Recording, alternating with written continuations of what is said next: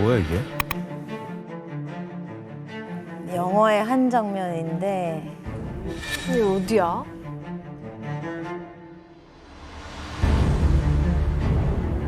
와.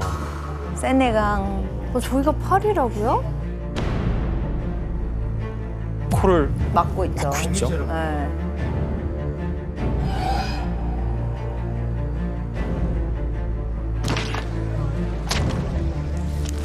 어우. 에? 이게 파리라고요? 와우. 어우.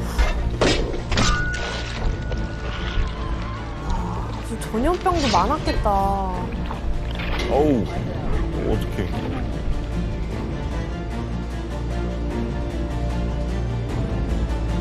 어우. 네, 이 영화의 배경이 300년 전의 프랑스 파리입니다. 보시기 어떠세요? 진짜 더럽네요. 뭔가 시장에서 뭘 사 먹으면 안 될 것 같은데. 네, 18세기까지만 해도 파리는 영화에서 보시는 바와 같이 엄청나게 더러운 도시였습니다. 당시엔 상하수도 시설이라는 것이 거의 없어서 사람들이 오물을 거리에 함부로 버렸는데 대소변, 음식물 쓰레기 등이 뒤엉켜서 당연히 고약한 악취가 진동했습니다. 사실 중세 시기 때부터 굉장히 지저분했어요. 네, 파리가. 그리고 베르사유궁 안에도 사실 화장실이 워낙 지저분하기 때문에 이렇게 부족하게 일부러 지었다고 해요. 더러워서 짓기 싫었구나. 그래서 귀족들이 이제 파티를 참가를 하는데 부족하다 보니까 화장실이 할 수 없이 볼일을 이제 정원에서 풀밭에서 하고 그래서 뭐 여기저기 이제 똥 파티네요. 똥에 많았는데 그래서 그거를 피하기 위해서 높은 구두를 신기 시작한 거죠. 하이힐. 그게 바로 하이힐이 된 거죠. 화장실에 더질 생각 안 하고 그 똥을 피할 아니, 생각을. 그 궁전에서 화장실 굉장한데? 자체 만드는 게 보통 일이 아니에요. 하수구도 없을 뿐더러. 예, 그래서 풀밭에서 이렇게 뭐 아주 뭐 엉망이었죠. 어떻게 보면. 그랬구나. 상상하기 쉽지 않죠, 사실. 그런데 이렇게 더러웠던 파리는 19세기에 시작된 세계적인 한 사건을 기점으로 놀라운 발전을 거듭하며 180도 완전히 뒤바뀌게 됩니다. 전 세계에서 가장 매력적인 도시로 꼽히는 지금의 파리. 그렇다면 파리가 완전히 뒤바뀌게 된 계기가 대체 뭘까요? 혁명? 혁명? 바로 세계 박람회입니다. 흔히 우리 엑스포라고 부르죠. 세계 박람회는 각 나라의 산업이나 과학 기술의 발전을 비교 전시하고 새로운 비전을 제시하는 일종의 경제 문화 올림픽이라고 할 수 있습니다. 한마디로 세계인들의 축제가 벌어지는 최대 이벤트인 셈입니다. Electro, come here. And here he comes, ladies and gentlemen, walking up to greet you under his own power. Very fast.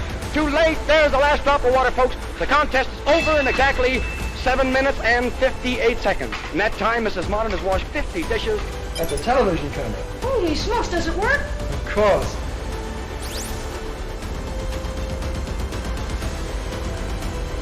오늘날 세계 문화의 중심지라고 불리는 파리의 시작은 사실 아주 보잘것없었습니다. 시대섬의 크기를 보면 그 이유를 짐작해 볼 수 있는데 지도를 한번 볼까요? 지도를 보시면 아시겠지만 가운데 흐르는 강인데 무슨 강이죠? 세네강. 예, 세느강이고 세느강 한가운데에 있는 섬이 2개가 있는데 그중에 왼쪽 좀 크기가 큰 섬이 시떼섬입니다. 섬이라긴 너무 작다. 그러니까. 근데 사람들이 다 보통 이렇게 걸어 다니니까 섬인 줄도 모르고 노트르담이 시테섬에 있는지 잘 몰라요. 네, 맞습니다. 규모만 따지면 사실 여의도의 한 10분의 1 정도 크기밖에 되지 않아요. 상당히 작은 섬입니다. 이 작은 섬에서 파리의 역사가 시작된 것은 기원전 3세기 벨기에 땅에서 다른 세력들에게 밀려난 부족 중의 하나인 일명 파리지족이 정착하면서부터입니다.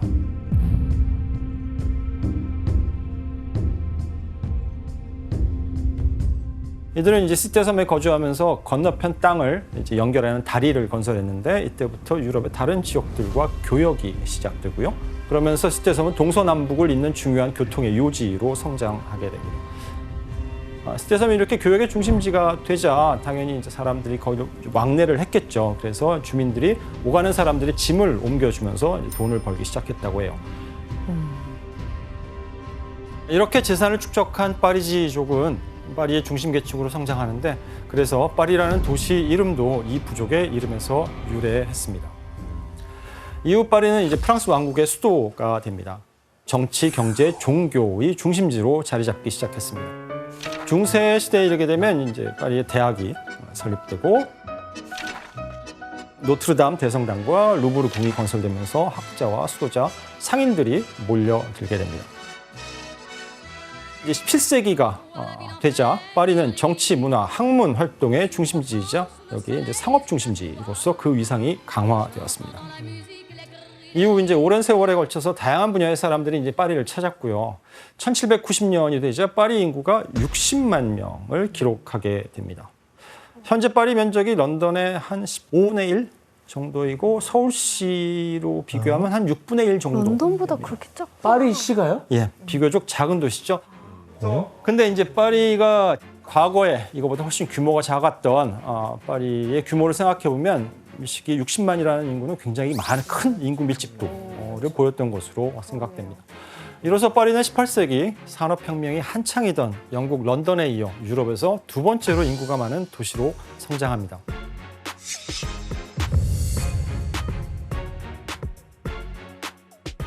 그러면 이제 이 시떼섬이라고 하는 작은 섬에서 시작된 파리의 면적이 어떻게 커져갔는지 지도로 확인해 보겠습니다. 작은 시떼섬에서 시작한 파리는 이제 18세기에 이르러서 이 12구, 12개의 구역으로 늘어났고요. 하지만 이 12개 구의 면적이 지금으로 치면 우리 서울 송파구 정도 크기? 이기 때문에 이 시기에 인구 60만 명이 살기에는 도시 인프라가 이제 턱없이 부족했습니다. 저렇게 좁은 공간에 뭐 60만의 인구가 밀집해 살면 뭐 문제가 많았겠네요. 그렇죠. 가장 심각한 문제는 중세 시대부터 파리는 이미 더러운 도시였습니다. 그런데 시간이 갈수록 늘어나는 인구에 비해 도시의 이 기반 시설이 중세 수준에 계속 머물러 있었기 때문에 그 더러움은 점점 더 심해져 갔습니다. 그래서 파리는 시궁창이나 다름없었는데 당시 파리의 모습을 한번 볼까요? 근데 왜 몰린 거야? 더러운데. 에, 똥물이에요? 똥물 아니에요, 진짜? 근데 너무 더러운 것 같은데. 이 그림은 18세기 파리의 모습인데 비가 와서 침수된 거리에 침수된 거야? 젊은 여성을 업은 한 남성이 더러운 오물을 헤치며 지금 걸어가고 있는 모습입니다. 드레스 다 버리겠다. 요강 같은 데다가 볼일을 보고 나면 그 내용물을 창밖으로 던져버렸습니다. 아유. 그래서 양산을 하고 있나 네. 봐요. 다만 이제 용변을 던질 때 밑에 있는 사람이 맞을 수도 있잖아요. 그래서 친절하게 야할로 한국말로 하면 뭐 오물 조심? 네, 오물 조심을 3번 외치고 창문을 열고 창밖으로 냅다 투척했다라고 합니다. 아니, 그 문화가 너무 이해가 안 가요. 근데 조선시대에도 그냥 길에 싸고 그랬대잖아요. 길에 싸는 거랑 위에서 집어 던지는 거랑은 좀 저는 다르다고 생각해요. 조심하라고 한대잖아. 아예 아무리 그래도. 자, 똥 내려갑니다. 한대잖아. 자, 그 결과 18세기 파리는 그야말로 도시 전체가 시궁창이었겠죠. 이때 파리의 상황을 짐작해 볼 수 있는 글이 하나 있는데 규현 씨가 한번 읽어주시겠어요? 저녁을 먹으러 나가려는 사람은 똥과 물이 떨어지는 지붕을 피하기 위해 그야말로 고개를 해야 한다. 진흙더미, 미끄러운 보도, 기름때가 묻은 마차 축과 같이 피해야 할 암초투성이이다. 세상에서 가장 더러운 도시를 무사히 가로지르는 것은 정말 기적이나 다름없다. 이렇게 거리를 뒤덮은 건 각 가정에서 벌인 용변뿐만이 아니었습니다. 당시의 이동수단이었던 이제 말똥도 있구나. 그리고 가정에서 나온 온갖 쓰레기들, 건축용 잔해 등이 뒤엉켜서 파리 시민들은 이제 발 앞꿈치로 걸어 다니는 요령을 터득해서 다닐 정도였다고 합니다. 그때 당시에는 사실 굉장히 끔찍한 일들이 많았어요. 그 외과 의사들이 이제 해부학을 하려고 그러니까 시체를 훔치거나 이제 돈으로 사거나 나중에 이제 해부한 다음에 그 시체를 어디다가 처리할 데가 없잖아요. 그래서 그거를 그냥 뭐 세네강에도 버리고 길거리도 버리고 그래서 굉장히 그러니까 무섭고 지저분한 도시였죠. 해부까지 했으니까 얼마나 무섭겠어. 피터 씨 이때 런던에도 인구가 많이 몰렸잖아요. 런던에서는 어떻게 대처했어요? 뭐 파리보다 훨씬 더 앞서간다고 말하고 싶지만 그건 아니에요. 더 큰 스케일로 똑같은 상황이었어요, 솔직히. 그 세느강이 템즈강으로 바뀐 건가요? 그렇죠. 하고 더 많은 사람, 더 많은 집 하고 이 그림 보다시피 2층에서 버릴 때 런던 사람들은 그렇게 미리 외치는 거 없는 것 같아요. 제가 배웠던 걸로. 그래서 그냥 버리고 무책임한 사람. 그래서 맞기도 했다고. 아니 어쨌든 사람은 너무 밀집돼 있고 거리는 더럽고 뭐 굉장히 위험한 상황 아닙니까? 네, 맞습니다. 시간이 흘러서 19세기에 접어들었지만 파리의 상황은 도통 나아질 기미를 보이지 않습니다. 도시의 비위생적인 환경으로 인해서 심지어는 이제 파리 시민들의 생명까지 위협을 받게 되는데요. 바로 콜레라가 창궐한 것입니다. 아,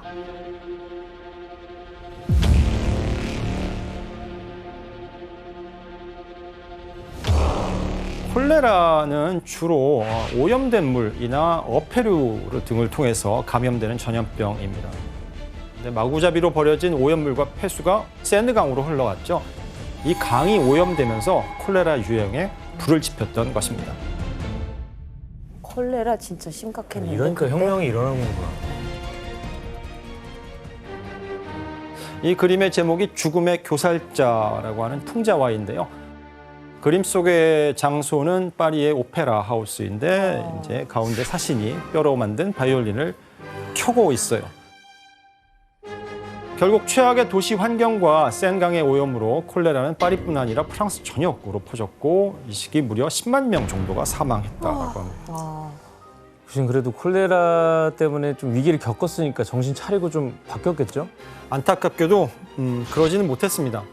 영국의 산업혁명이 프랑스에도 불을 지피면서 파리는 열악한 도시 환경을 바꿀 틈도 없이 급격한 성장을 이루어내야 했기 때문입니다.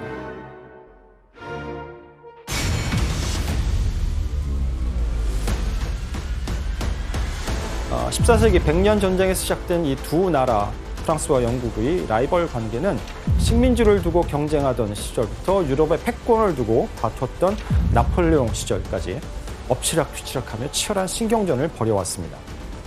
그런데 산업혁명 이후 영국으로 이제 패권이 기울기 시작합니다. 그러다 보니 프랑스는 파리의 환경을 개선하는 것보다는 당장 경제를 발전시켜서 영국을 뒤쫓아가는 것이 더 급했던 것입니다. 그래서 19세기 이때 운하가 건설되고 개선문이 완공되고 면직물 공업이 활발해지면서 또 철도까지 최초로 건설되었습니다. 대단하다. 이 철도가 이제 파리와 지방을 연결하는 철도였는데 이 철도는 공산품만이 아니라 일자리를 찾아 파리로 오는 사람들도 실어 날랐습니다. 특히 이들이 가족과 함께 이주하면서 도시 인구는 더 늘어나게 되는데 1840년대에 이르자 파리 인구가 이제 100만 명에 이르게 됩니다.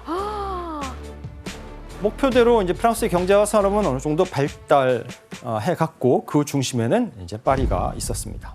프랑스의 경쟁력이 나날이 높아지면서 세계사의 오랜 라이벌이었던 영국과 프랑스가 다시 한번 치열한 접전을 벌이는 사건이 발생하게 됩니다. 당시 프랑스는 영국과 대등한 경제 수준에 이제 우리가 도달했다라는 것을 알리고 싶었어요. 그래서 프랑스 산업의 우수성을 홍보하고 경제 발전을 도모하는 방법의 하나로 세계 박람회를 열어보자라는 의견이 제시되었습니다. 그런데 프랑스에서 세계 박람회에 대한 논의가 한창 벌어지던 이때 영국에서 굉장히 충격적인 소식이 들려옵니다. 대체 무슨 일이었을까요? 선수를 쳤군요. 그렇습니다. 혜성 씨. 바로 영국에서 선수를 빼앗긴 것입니다. 런던에서 최초의 세계 박람회가 열린다는 청천벽력 같은 소식이 들립니다.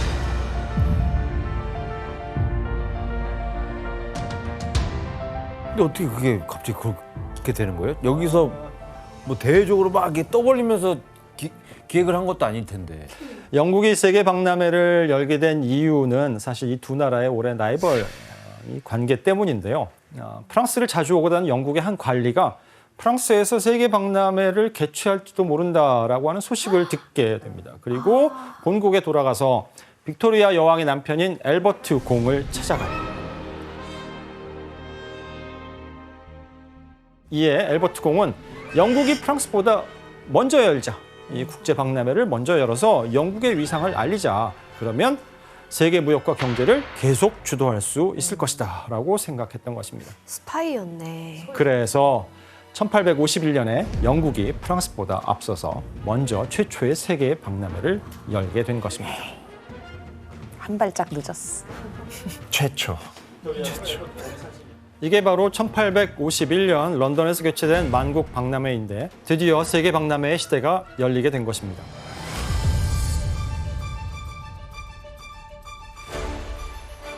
과거에는 우리나라에서 일본식 번역어를 그대로 가져와서 만국 박람회라고 불렀습니다. 근데 요즘에는 세계 박람회라는 용어를 사용하기 때문에 오늘 이 시간에는 세계 박람회라고 하도록 하겠습니다. 교수님, 근데 어쨌든 영국이 먼저 시작했잖아요. 네. 이 세계 박람회는 뭐 규모나 이런 반응이 어땠어요? 런던에서 열린 이 1851년의 세계 박람회는 그야말로 히트다 히트였습니다. 대히트였어요. 너무 옛날 거 아닌가요? 내가 옛날 사람인데 어쩌라고요. 대성공. 네, 대성공이었어요. 1851년 5월 1일 날 개막해서 5개월간 열린 이 런던의 세계 박람회는 영국과 영국 식민지 외에 32개국이 참여하며 대규모로 치러졌습니다. 특히 영국은 이 세계 박람회의 얼굴격인 박람회장을 짓는 데 심혈을 기울였는데 그렇게 해서 탄생한 것이 바로 런던 세계 박람회의 유명한 수정궁입니다. 크리스탈 팰리스. 크리스탈 팰리스. 예. 수정궁은 철제와 유리로 만든 거대한 온실 형태로 지어졌는데 이렇게 큰 온실형 건축물은 전 세계에서 처음 선보이는 것이었습니다. 우와.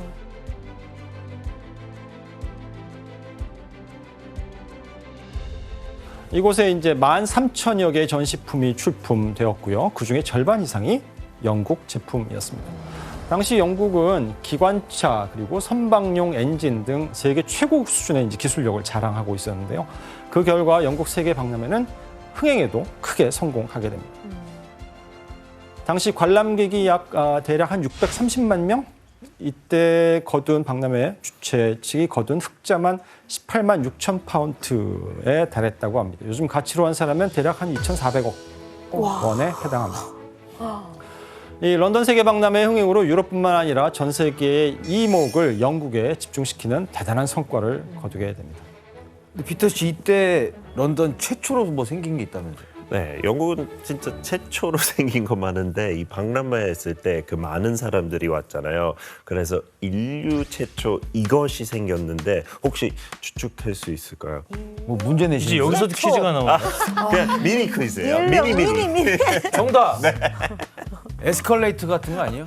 그거까지는 아니고 우리 위생 얘기했잖아요. 그 많은 사람들이. 마스크? 그 화장실 문제 있었잖아요. 네. 그래서 수세식 공중 화장실 세계 최초였어요. 진짜 위생 철저하게 이렇게 관리해주는. 근데 여기도 1페니 요금이 있었어요.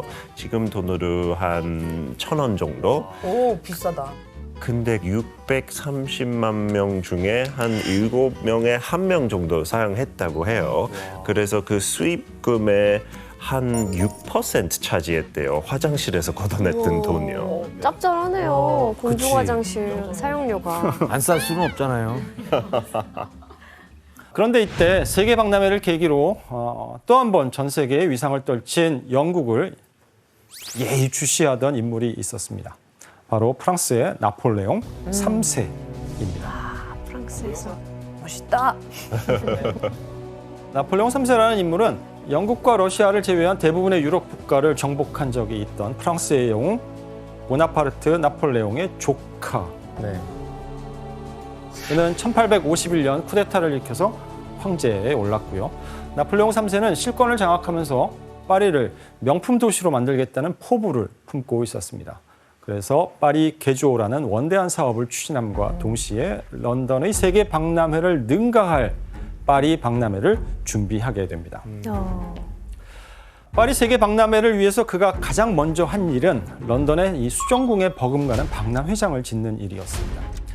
이후 파리에는 가장 세련된 샹젤리제 거리에 박람회장이 세워지게 되고 영국이 박람회를 열고 4년 후인 1855년 프랑스는 드디어 세계 박람회를 개최합니다.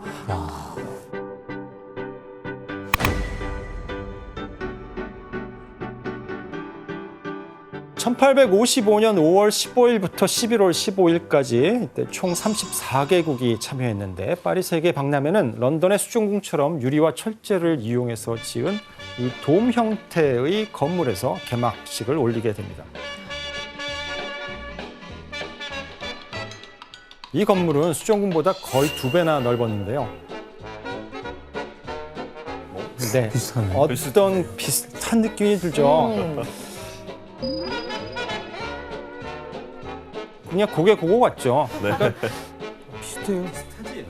크기만 컸지 사실 거의 비슷한 컨셉의 건물이었기 때문에 당대의 문화 아이콘이었던 수정궁에 비하면 뭔가 부족하다라는 평가를 그래, 받았습니다. 아예 컨셉을 다르게 갔으면 모르는데 괜히 비슷하게 해서 비교되게. 그렇다면 라이벌인 영국에 비해서 관람객 수에서는 어땠을까요? 뭐 규모가 2배니까 더 많지 아니, 근데 더 많이 왔을 않을까요? 것 같아요. 왜냐면 영국 가려면은 좀 100길이나 뭐 이런 걸로 와야 되는데. 그렇죠. 네, 아쉽게도 파리 박람회는 516만 명의 관람객으로 600만 명을 넘긴 영국에 비해서는 살짝 적었습니다. 덜 왔네. 심지어 수익 면에서도 상당한 적자를 기록하게 됩니다.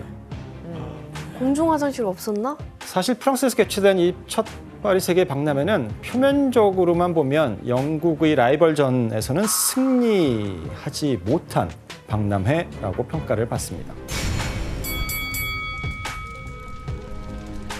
그럼 어쨌든 뭐 경쟁에서 진 거나 다름없는데 뭐 다른 성과 같은 건 없는 거예요, 아예? 그렇지 않습니다. 성과가 있었어요. 세계 박람회는 아주 특별한 성과가 있었는데 런던 세계 박람회와 차별화된 기획을 선보이면서 프랑스만의 장점을 아무래도 드러내야 했으니까요. 이때 프랑스가 꺼낸 첫 번째 카드가 바로 미술품의 전시였습니다.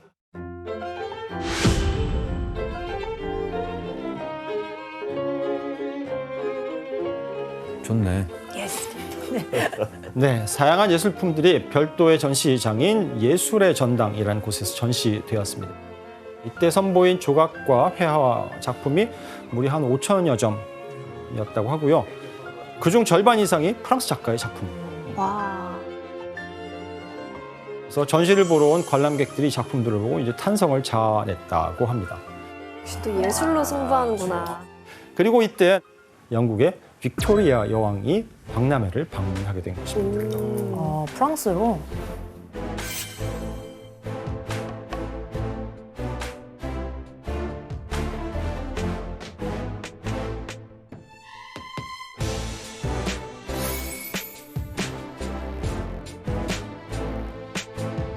대단하다. 말이 안 돼. 진짜요? 대영 제국의 여왕이 파리 세계 박람회에 참석했다는 것은 이제 프랑스가 예술의 나라다라는 이미지를 각인시키게 됩니다. 그리고 프랑스가 내민 바로 두 번째 히든 카드가 바로 보르도 와인이었어요.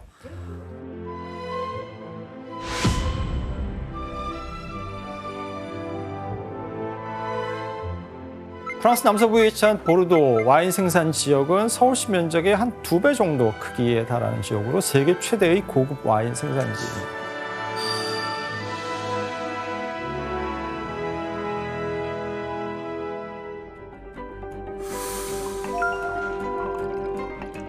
보르도 와인은 13세기부터 유럽 각지로 팔려나가던 교역품이었고 특히 이제 영국인들이 좋아했고요. 100년 전쟁의 원인을 와인 때문이다라고 이야기하는 사람들도 와인 애호가들도 있어요. 그리고 이때 나폴레옹 3세는 그럼 이 유명한 보르도 와인을 이제 특산품으로 내놓되 그냥 내놓을 수는 없잖아요. 여기 한 가지를 더 만들게 되는데 바로 보르도 와인의 등급 체계를 만들게 됩니다. 이를 계기로 오늘날 와인의 품질을 나타내는 지표로 통용되는 보르도 와인 공식 등급이 탄생하게 된 것입니다. 보르도 지역에서 생산되는 61개의 브랜드의 와인을 5등급으로 분류한 이 등급 체계는 오늘까지 세계 와인 시장에서 막대한 영향력을 행사하고 있습니다. 등급이 그때 세계박람회에서 생긴 거네요. 네, 맞습니다. 프랑스에는 굉장히 다양하고 맛있는 와인을 많은데 보통 사람들이 제일 고민하는 부분은 그 라벨링 때문에 이제 사기가 굉장히 어렵잖아요. 그래서 굉장히 쉽게 구별할 수 있는 방법 알려드릴게요, 오늘. 그래서 1등급은 포미에 그랑 크루 클래스라고 불러요. 정말 최고의 고가의 와인. 그리고 나머지는 아예 보편적으로 그냥 그랑 크루 클래스 이렇게 얘기를 하거든요.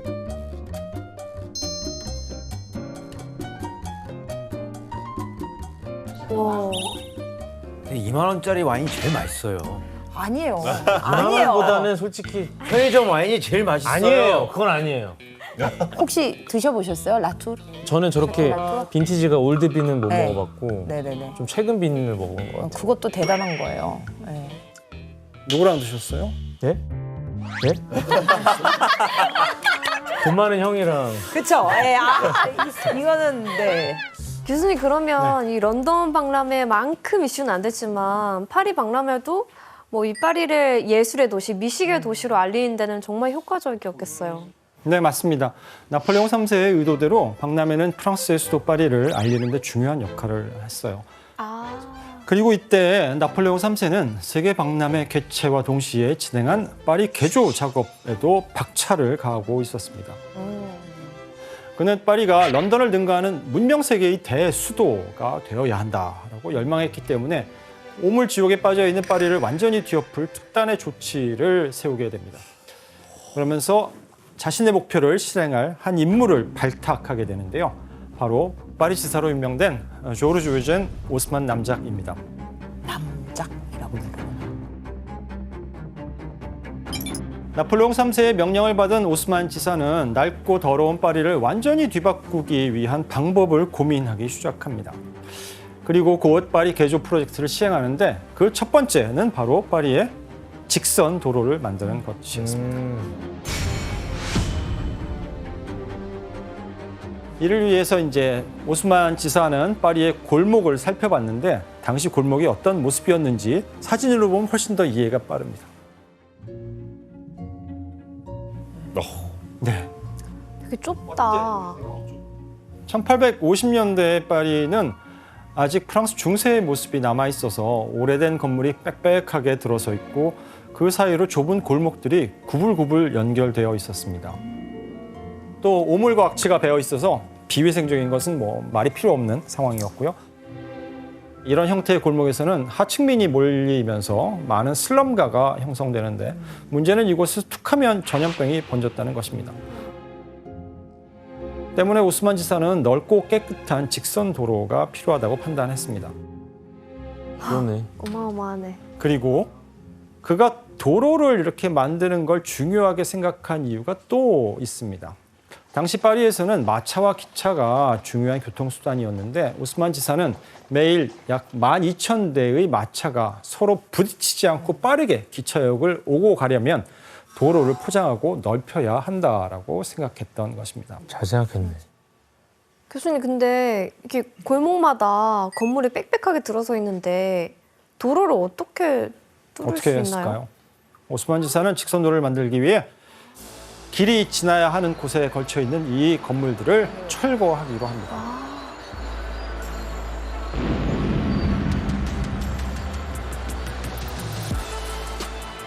1859년부터 1860년까지 파리 가옥이 약 2만 채 정도 철거됩니다. 와, 그럼 거기 사는 사람도 어떻게 해요? 당연히 빈민촌에 살던 가난한 사람들은 도시를 강제로 떠나게 되었고 그 수가 약 2만 5천 명 정도에 달했다라고 해요. 그럼 올리비아 씨 저때 당시 쫓겨난 사람도 어떻게 해요? 그래서 그분들은 대부분 이 지대가 굉장히 높은 데로 가게 됐어요. 그래서 몽마르트르 언덕 잘 아시죠? 그쪽으로 할 수 없이 가게 되고 저기서 이제 서커스 공연이랑 카바레 시작하게 된 거예요. 그래서 지금 이 유명한 관광지 그 몽마르트르 언덕이 된 거예요.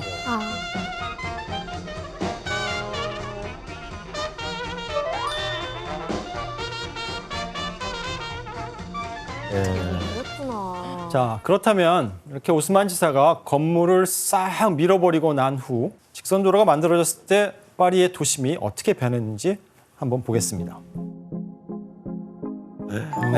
개선문이 있는 데네요. 예. 플라스 드 리투알. 개선문을 중심으로 시원하게 뻗은 직선 도로가 특징인 파리의 모습을 잘 보여주고 있습니다.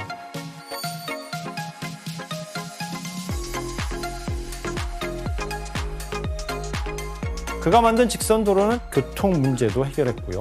또 기념물을 중심으로 도로를 건설하면서 장중한 전망까지 제공했습니다. 오스만 지사는 19세기에 이미 현재 파리의 도로를 완성했던 것입니다. 그래서 혹시 파리를 여행하시면서 걸어 가보신 적이 있으신지 모르겠는데 걷다가 보면 골목이 하나 끝나면 크고 작건 간에 기념물이 하나 나오고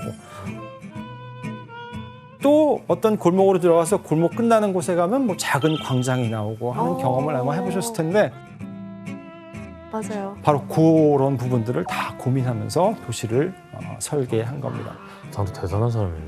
자, 오스만 지사는 이렇게 넓은 직선도로를 건설하는 데 이어서 이제 파리 개조의 두 번째 프로젝트를 시행하는데 과연 뭘까요? 이제 화장실. 그놈의 화장실. 아우. 두 번째가 바로 파리 시민들의 주거 형태를 완전히 바꾸는 것이었습니다.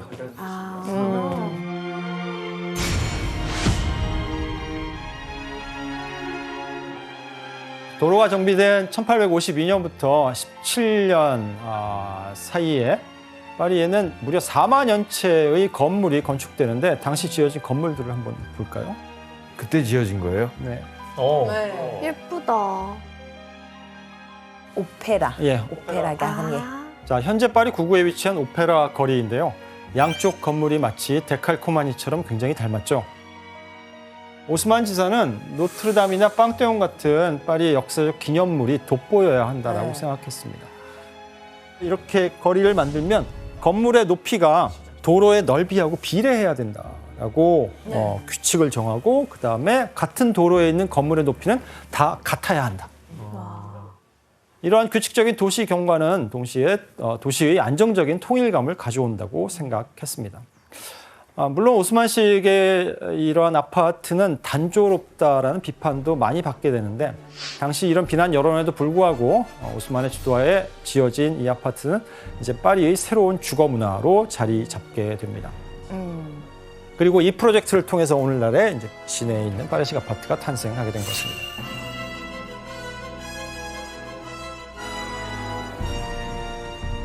그런데 이 오스만식 아파트의 거주 형태가 다소 좀 독특합니다. 총 5개 층이 있는데요. 각 층별로 거주하는 사람들의 형편이 극명하게 나뉘었다는 점입니다.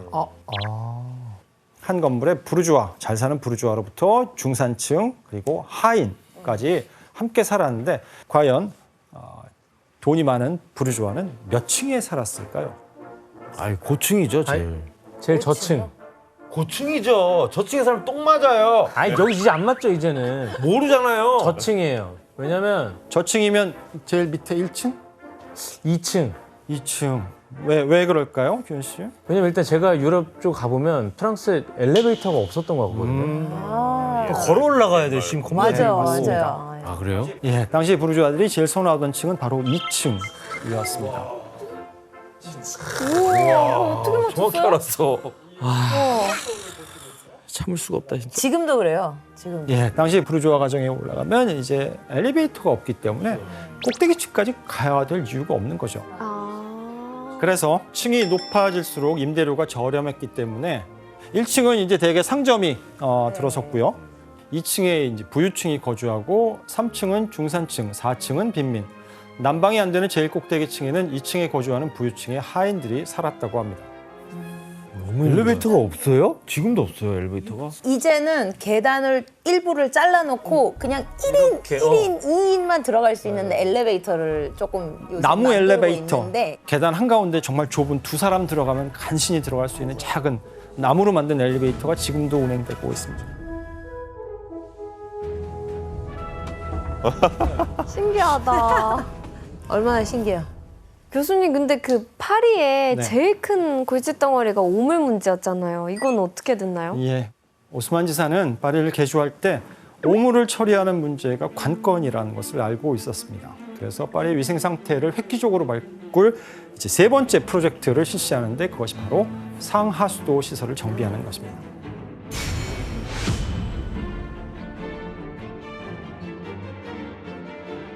이건 뭐야? 네, 이 사진은 파리의 대로 아래에 건설되어 있는 수도관과 하수관. 수도관 드디어 하는구나.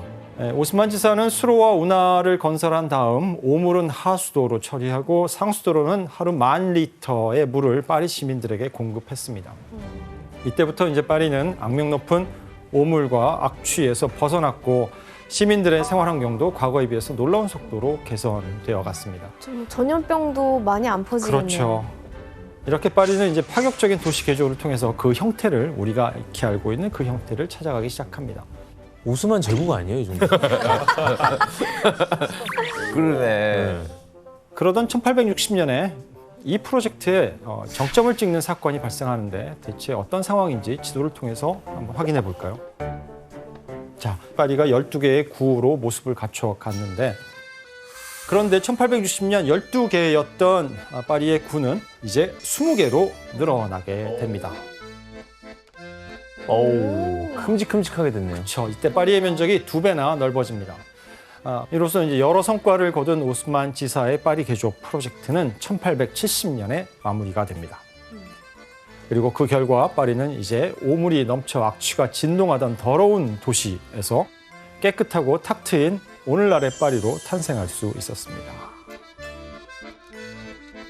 피터 씨, 당시에 파리 개조 사업을 할 때 런던을 모티브로 만든 뭔가가 있다면서요? 네, 바로 그 공원이에요. 그 나폴레옹 3세도 한때 영국에 살았어요. 네. 그래서 그때 당시에도 이미 하이드파크 같은 쾌적한 공원도 있었고, 그래서 나폴레옹 3세도 약간 벤치마킹하면서 파리에 많은 공원을 넣었어요.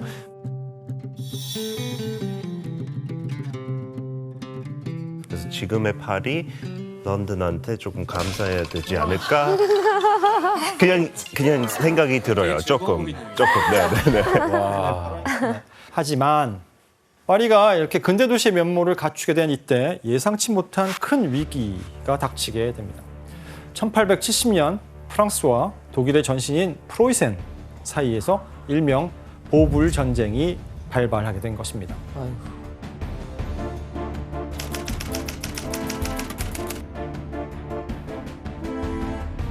전쟁이 발발한 후에 나폴레옹 3세는 프로이센 군에게 포로로 잡히게 됩니다. 그러자 곧 프로이센 군은 파리를 점령했고 약 1년 만에 두 나라의 전쟁은 프랑스의 처참한 패배로 끝나버리게 됩니다. 와.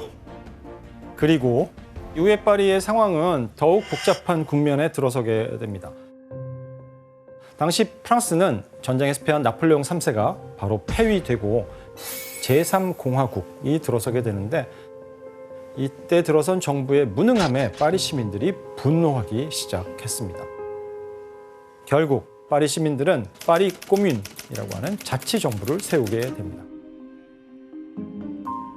하지만 이때 자치정부를 수용할 수 없었던 프랑스 정부는 침략군인 프로이센 군의 지원을 받아서 자국의 국민인 파리 꼬뮌에 대한 진압에 나섭니다. 그래서 잔혹한 유혈 사태 끝에 파리 꼬뮌을 진압하고 해체시키게 됩니다. 이렇게 파리는 약 2년간 전쟁과 복잡한 내부 상황으로 도시 개발이 모두 멈추게 되었습니다.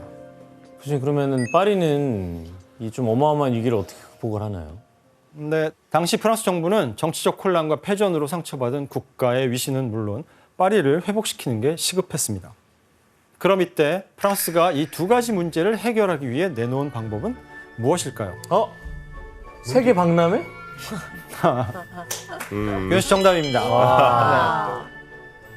바로 1878년 다시 한번 파리 세계 박람회를 개최하겠다라는 결정을 내리게 됩니다.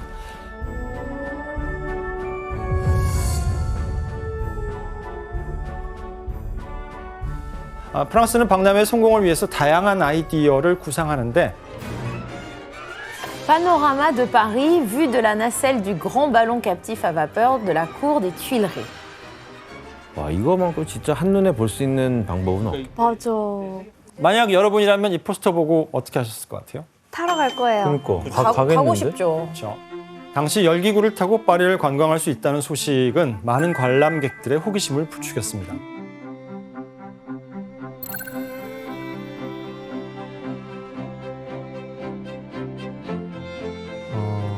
그리고 이때 파리 세계박람회에는 전 세계를 깜짝 놀라게 한 발명계의 셀럽이 대중 앞에 모습을 드러냅니다.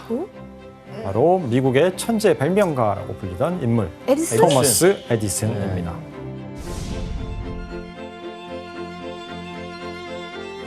이때 에디슨의 전기 발명품으로 만든 이제 전기 가로등이 설치가 되는데요. 파리 중심가의 오페라 거리를 환하게 밝히게 됩니다. 근데 전구가 엄청 비싸서 처음에는 32개의 가로등만 오페라 거리에 설치되었다고 해요. 그럼에도 불구하고 생활 속의 기적이라고 하는 찬사를 받기에는 충분했었습니다. 세계 박람회에서 선보인 에디슨의 전구를 계기로 파리의 밤은 이제 어둠에서 벗어나서 더욱 밝아졌는데 바로 이때부터 파리는 빛의 도시로서의 명성을 계속 이어나가기 시작합니다.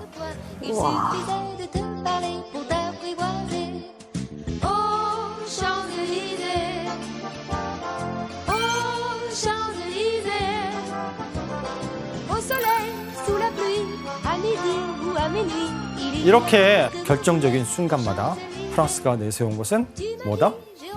박람회. 그렇죠. 바로 세계 박람회였습니다. 그리고 프랑스 혁명 100주년을 앞두고 파리는 다시 한번 세계적인 도시로 발돋움하기 위해서 야심찬 계획을 세우게 됩니다. 1889년은 프랑스 혁명이 이제 1789년에 발발했잖아요. 그 100주년을 기념하는 남다른 의미를 가진 해였던 만큼 역대급의 흥행 보증 수표가 필요했습니다. 그래서 박람회 조직위원회는 기술과 문명 진보를 선보이자는 박람회의 취지에 맞게끔 이걸 상징할 수 있는 건축물이 뭘까를 고심하게 됩니다. 그리고 고민 끝에 내놓은 아이디어가 바로 파리에 300m짜리 타워를 세우자는 것이었습니다. 랜드마크. 이렇게 해서 탄생하게 된 것이 바로 프랑스 파리의 명소이자 세계인이 사랑에 맞지 않는 건축물인 에펠탑입니다. 근데 300에 왜 이렇게 집착하는 거예요? 300은 당시의 건축 기술로서는 한계라고 생각되던 높이였고 사실 이 시기에 세계에서 가장 높은 건축물은 워싱턴에 있는 169m짜리 오벨리스크 뿐이었습니다.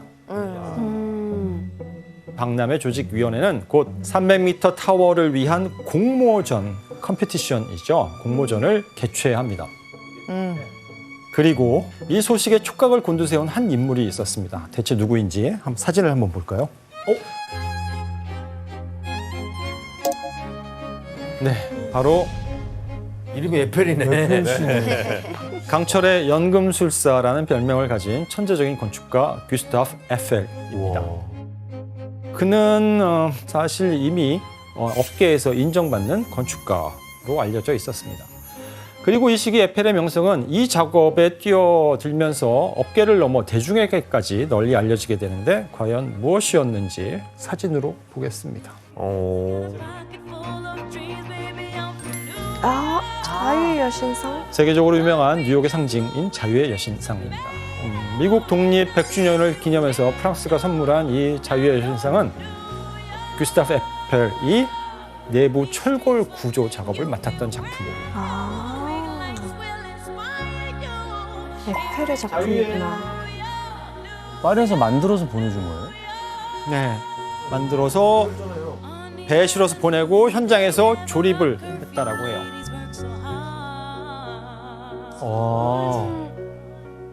자유의 여신상이 뉴욕에 세워지고 130여 년이 지금 지났는데요. 지금도 굳건하게 서 있을 수 있는 이유는 이 내부 철근 구조물이 굉장히 튼튼하게 만들어졌기 때문이라는 건축계의 평가가 있습니다. 에펠은 굵직한 철조 건축물 작업에 참여하면서 공로를 인정받았고 1878년에 프랑스 정부가 수여하는 가장 높은 훈장이죠. 레지옹 노네르를 수여받는 영광을 누리게 됩니다. 그렇다면 당대 최고의 건축가로 공인받은 에펠은 이제 프랑스 혁명 100주년 기념 파리 세계 박람회를 장식할 무려 높이가 300m에 달하는 탑을 세운다. 이 공모전 소식을 듣고 과연 어떤 반응을 보였을까요? 아이, 부정적이었겠죠. 에펠은 이거는 나를 위한 기회다. 그래서 세간의 주목을 받으면서 공모전에 응모하게 됩니다. 이때 공모 기간이 16일로 비교적 짧았는데요. 에펠을 비롯해서 무려 107개의 건설 프로젝트가 접수가 됩니다. 그리고 치열한 접전 끝에 마침내 에펠은 당당히 1등을 차지하게 되고요. 멋있다. 자, 여기서 정식 문제 내드리겠습니다. 아, 이제 맞춰야 될 거. 이게 그냥 맞출 거야, 이제는. 공모전에 뽑힌 에펠의 디자인에는 잘 알려지지 않은 사실이 하나 있습니다. 과연 무엇일까요? 이거 어려운데요? 아, 이거 모르겠는데. 정답. 네, 지원 씨. 새가 못 앉아요. 오. 왜냐하면 새가 이렇게 둥지를 틀기 시작하면 그 탑에 막- 손상이. 막 이렇게 뭐 막 둥지도 짓고 아까 전류를 쏘는 거예요, 탑에서? 전기가 들어오는 거죠. 어떻게 보면 좀 잔인하기도 한데 진짜 가끔씩 지원 씨 보면 천재인 것 같아요. 오. 지원 씨 오답입니다. 뭐라고 하지? 이걸 삐딱하게 좀 바라봐 보세요. 삐딱하게요? 잠시만요. 지금 가져오고 있어. 잠깐만 빌릴게요. 디자인. 그걸 뭐라고 부르죠? 저희가? 타워. 에펠 타워. 아이펠 타워. 토레펠. 에펠탑. 정답! 아, 네, 혜석 씨. 사실은 에펠이 디자인한 게 아니었어요. 아이, 그거는 아니고. 그러면은 아이, 너무 그건 안 돼. 사기죠. 그러지 마. 에이, 그러면 이거 안 돼. 네. 혜성 씨. 정답입니다. 말이 안 돼. 사실 에펠탑의 원래 디자이너는 에펠이 아닙니다. 대다수 사람들이 에펠탑을 에펠이 디자인한 줄 알지만 지금의 에펠탑 초안을 그린 사람은 에펠이 아니었습니다. 왜 이렇게 삐딱해요? 착하게 생각하라니까요. 나 소름 돋았어. 어떻게 에펠이 아닌. 모르고 있었어요? 몰랐어요. 아니 근데 훈장을 에펠이 받고 네. 당시 에펠은 설계회사, 건축회사를 운영하고 있었는데 이 회사에 소속된 3명의 건축가가 있습니다. 이 3사람이 합작해서 처음에 내놓은 아이디어가 에펠탑의 디자인이었습니다. 이들이 설계한 이 에펠탑 초안을 한번 볼까요?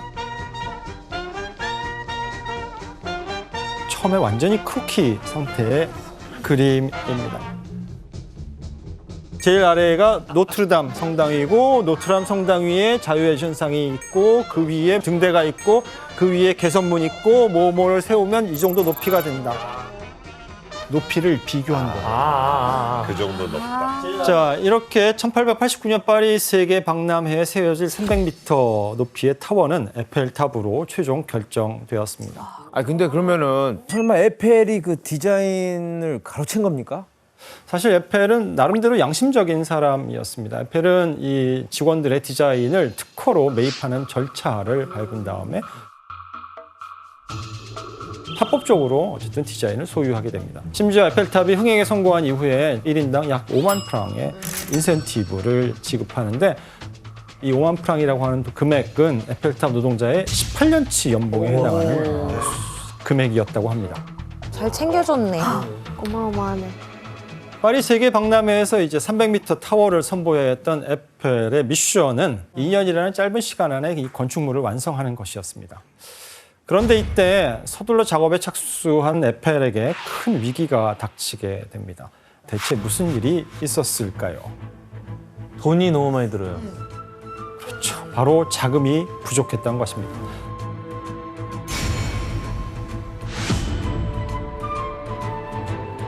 당시 에펠탑의 자금을 해결하기로 했던 그 박람회 조직위원회는 과연 이 에펠탑이 대중적으로 성공할지에 대해서 확신을 100% 갖지는 못한 상황이었거든요. 그래서 에펠에게 공사 대금을 직접 해결하라고 통보합니다.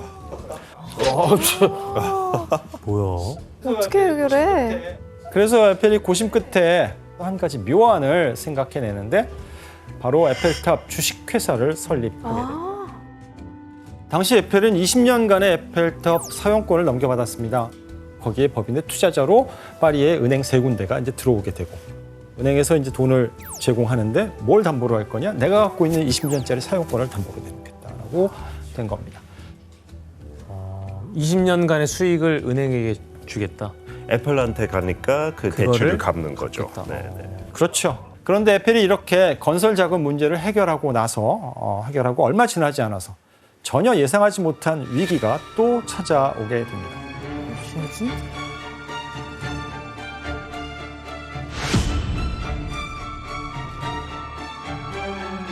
탑의 하단이 만들어지기 시기. 파리의 예술가 300여 명이 에펠탑 건립을 맹렬하게 비난하기 시작합니다.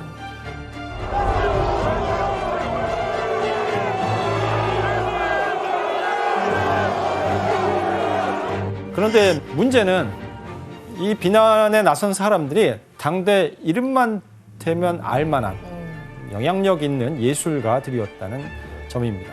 프랑스의 사실주의 작가이자 소설 귀거리로 유명한 모파상, 그다음에 프랑스 최고의 인기 소설가였던 에밀 졸라, 그리고 오페라 아베 마리아를 작곡한 샤를 구노와 같은 영향력 있는 예술가들이었다는 점입니다. 심지어 이들은 에펠탑을 비난하는 선언문을 일간지에 게재하는데 당시 기사를 함께 보겠습니다. 이유가 나오나? 왜? 자, 프랑스 르덩이라고 하는 신문에 게재된 예술가들의 항의문입니다. 어떤 내용인지 한번 올리비아 씨가 읽어주시겠습니까?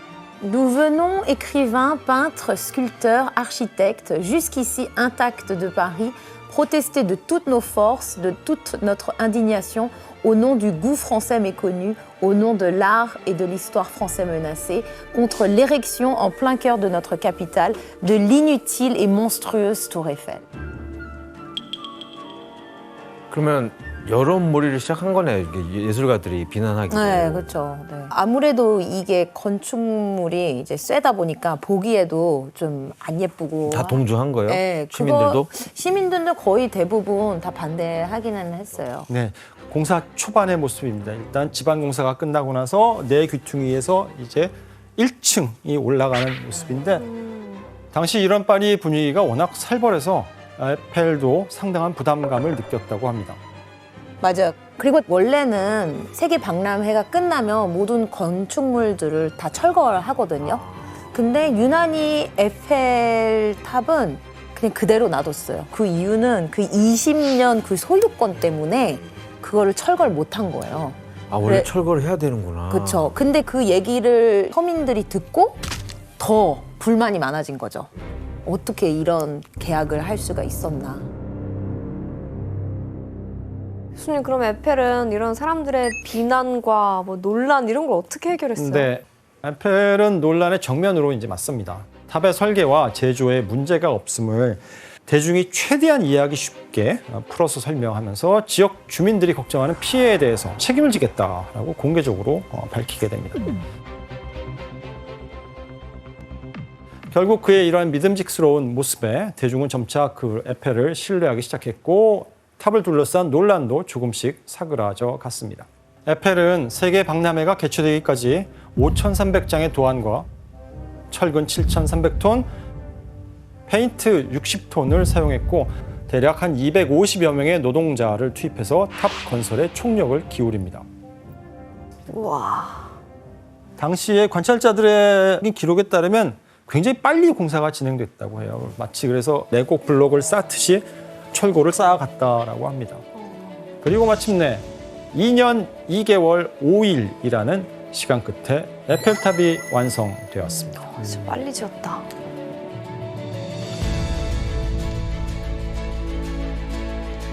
(1889년 5월 15일) 파리 세계 박람회의 개장과 함께 드디어 에펠탑의 위용이 드러났습니다. 와.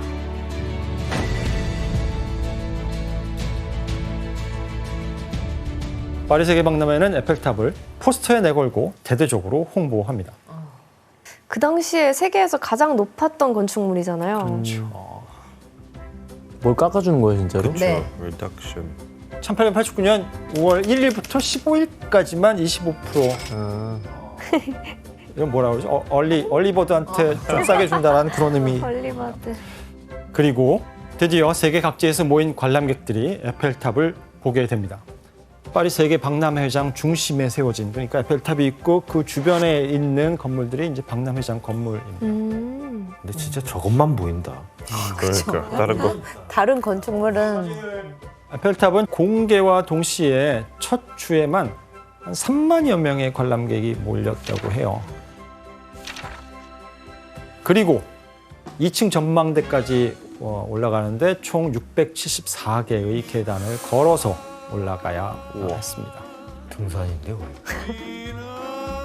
당시 관람객들은 이제 에펠탑을 거대한 그냥 철탑으로만 생각했는데 실제로 방문해보고 깜짝 놀랐다고 해요. 할 게 많아서.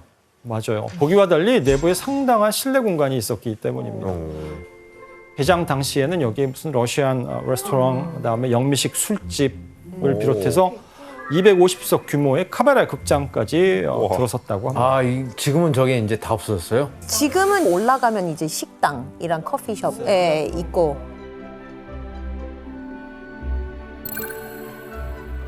당시 에펠탑은 박람회 내내 인산인해를 이루었습니다. 약 6개월간의 박람회 기간 동안 대략 200만 명이 방문하면서 1889년 파리 세계 박람회의 그야말로 초대박 히트 상품이 되었습니다. 그래서 그럼 에펠탑이 초대박을 쳤잖아요. 네. 그럼 에펠의 그 입지, 인기도 굉장히 올라갔겠어요. 그렇죠. 당연하죠. 프랑스 고위 관계자는 물론 유럽의 국빈들이 에펠의 초대에 응할 정도로 굉장한 주목을 받게 됩니다. 와. 당시 에펠은 에펠탑을 건축하면서 3층 전망대에 자기만의 공간을 만들어놨어요. 이건 일반인들은 못 들어가는 거예요? 이 방은 이제 일반인들은 접근할 수 없었고 에펠이 초대해야만 이제 방문할 수 있는 그런 공간이었습니다. 아 진짜. 그러니까 꼭대기층으로 부른 다음에 자신의 전용 공간인 이 비밀의 방으로 초대를 했다고 합니다. 우와. 진짜 영광이겠다. 초대된 유명인들 중에 누가 있냐면 이제 벨기에 국왕, 영국의 웨일스 왕자가 초대를 받았다고 하고, 심지어 이 인물은 이 비밀의 방에서 에펠과 독대를 하기도 했다라고 해서 유명해졌는데, 파리 세계 박람회가 낳은 또 다른 셀럽이 하나 더 있었죠. 에디슨? 예, 맞습니다. 바로 에디슨이 이 방에서 에펠의 초대를 받고 독대를 나눴다고 해요. 에디슨하고 에펠이 독대하는 장면을 재현해 놓았는데요. 우와, 빌라빈이구나. 잘 만들었네. 야, 잘 만들었는데? 나 사진인 줄 알았어요. 나도 사진 줄 알았어. 실제 사진. 와, 근데 비밀의 방이 있었구나. 네, 이 정도면 비밀의 방이라고 부를만하죠. 진짜 신기하다. 이 비밀의 방은 수년간 공개되지 않다가 2015년 5월에 공식적인 발표에 의해서 엄청 그다음에 늦게 공식적 대중들에게 우와. 공개가 됩니다. 지금은 그래서 갈 수 있어요? 네, 티켓 끊어서 올라가면 방을 구경할 수 있습니다. 아니 피터 씨 이제 라이벌 영국의 입장에서는 이제 이거 에펠탑 보고 나서 뭐 어땠어요? 처음에는 영국 사람들 봤을 때 그냥 큰 철 덩어리라고 생각했어요. 근데 또 이게 파리의 상징 건축물 되니까 또 탐나는 거죠. 영국도 약간 현대화 건축물 있어야 되겠다. 그래서 그 와킨스 타워라고 해서 근데 처음 아마 들어봐요. 우리 따라했네. 조금 비슷하게 생겼죠. 완전 따라했죠. 아 너무 완전. 따라했다. 아 이거 위에만 그 영국 그 그쵸. 국기만 했네. 에펠탑 짝퉁인데 근데 영국 사람들도 이거 있는지 잘 몰라요. 원래 에펠탑보다 아마 더 크게 만들려다가 그것도 못하고. 근데 영국뿐만 아니고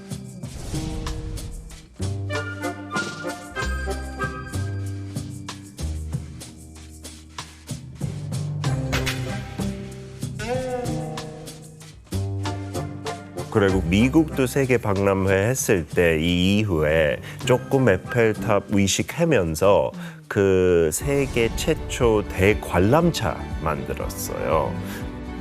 그래서 에펠탑이 다 영향 준 거죠. 약간 영감도 주고요. 그렇다면 에펠은 이 전 세계의 찬사를 받은 에펠탑으로 돈을 얼마나 벌었을까요? 상상이 안 된다. 이용료를 받는 건 거죠? 든 비용의 한 10배는 벌었겠죠. 한 100배 벌었을 것 같은데요? 100배? 더 많이 벌었을 것 벌었을 것 같은데요? 같아요. 에펠탑은 1889년 박람회 기간에만 650만 프랑의 이익을 내게 됩니다. 와. 현재 가치로 대략 한 320억 원. 우와. 게다가 에펠은 20년간의 에펠탑 소유권을 갖고 있었기 때문에 그 이후에도 어마어마한 부를 축적했다고 알려집니다. 대박이다.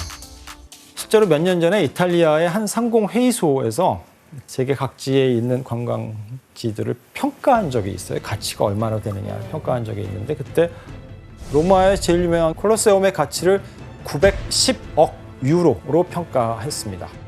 하나로 한 사람은 128조 정도 된다고 해요. 그렇다면 에펠탑의 가치를 얼마로 매겼을까요? 콜로세움 진짜 오래된 건축물이니까. 그럼 이건 한 그래도 500억 유로 할 것 같은데? 에펠탑의 가치를 무려 4,340억 유로. 얼마예요? 우리나라 돈으로 611조라고 밝히게 됩니다. 콜로세움보다 더 세다고? 에펠 한 명이 파리 시민을 먹여 살리고 있네요. ATM, 제가 파리의 보기에는 ATM이 돼버렸어요. 파리시의 ATM이에요. 현금 지급기라고 해도 불러도 무방할 것 같습니다. 에펠탑은 명실공히 세계 최고의 경제적 부가가치를 가진 건축물로 인정받은 것입니다. 그래서 에펠이 무슨 얘기를 하냐면 나는 에펠탑을 질투한다. 그녀는 나보다 더 유명하다. 이 거대한 철탑의 탄생은 이제 전 세계로 퍼져서 존재만으로도 프랑스의 위상을 알리게 됩니다. 이후에 이제 밤마다 빛나는 에펠탑의 화려하고 아름다운 조명 쇼는 빛의 도시라는 파리만의 타이틀을 화려하게 빛내 주었습니다. 그 쇼를 해요. 그래서 프랑스 국기 색깔로 이제 이렇게 파란색, 하얀색, 빨간색으로 이렇게 빛을 내거든요. 그리고 프랑스의 이제 국경일 때 불꽃놀이에요. 네, 굉장히 예뻐요.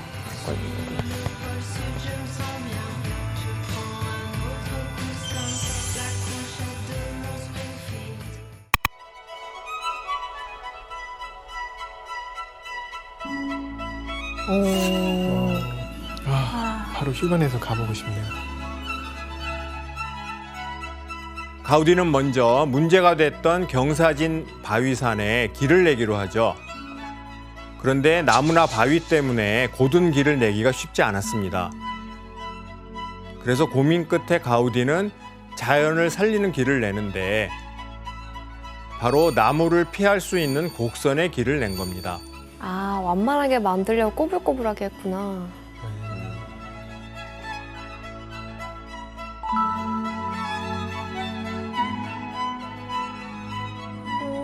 너무 아름답다, 진짜.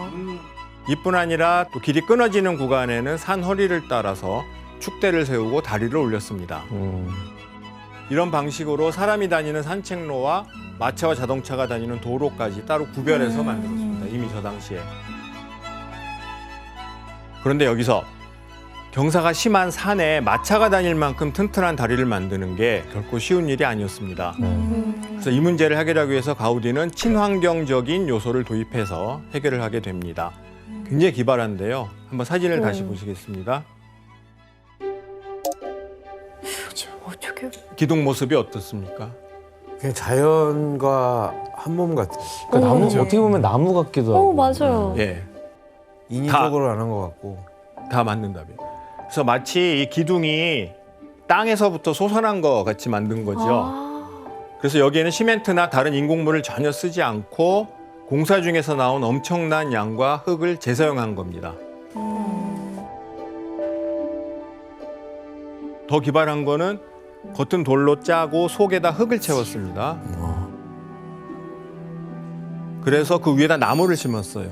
그러니까 나무 뿌리가 기둥 속 흙까지 파고 내려올 수 있게 만들었던 거죠. 신기하다. 진짜 고민 많이 했겠네요. 저걸 그렇죠. 어떻게 살려야 되나. 예.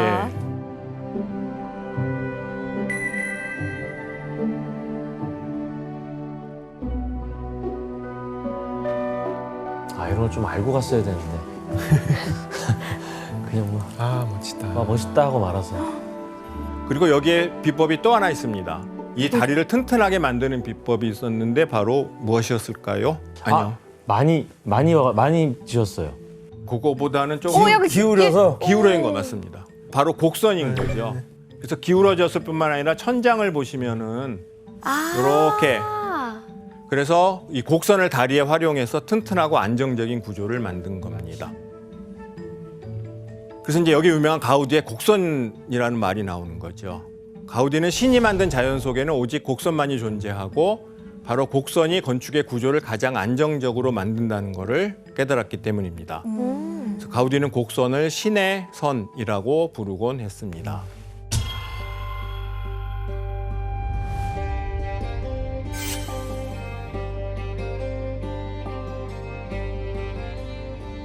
뭐지 이거? 타일들을 예, 맞습니다. 남은 타일들을 썼나?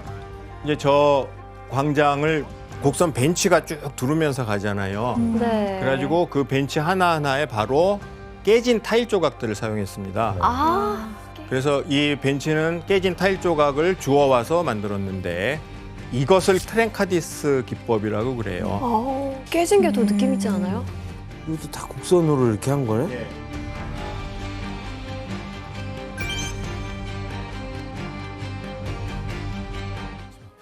거기 또 공원에 가보시면은 입구쪽도 굉장히 볼만한 거 있는데요.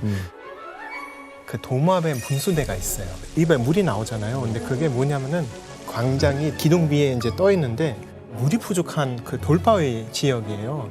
그래서 가우디가 흙하고 자갈로 채웠다고 합니다.